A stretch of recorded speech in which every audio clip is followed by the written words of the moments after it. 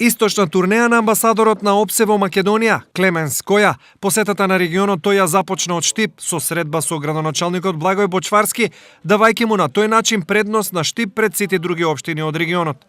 Амбасадорот беше лично запознаен од градоначалникот за проектите кои што се отпочнати во општината и кои се неопходни за развојот на Штип. За само една година се започнати неколку крупни проекти кои што се долгогодишно барење и потреба на граѓаните. Интеграцијскиот процес во кој се наоѓа Македонија ќе придонесе раст на економијата и стабилност во нашата држава. Амбасадорот го поздрави историскиот договор и за членувањето на Македонија во НАТО алијансата. Стои во информацијата од општина Штип. Веднаш потоа, амбасадорот имаше средба и со ректорот на Универзитетот Гоце Делчев. Штипскиот универзитет е со втор највисок рейтинг во државата. Изборувавме за проекти и идна соработка меѓу ОПСЕ и Универзитетот Гоце Делчев.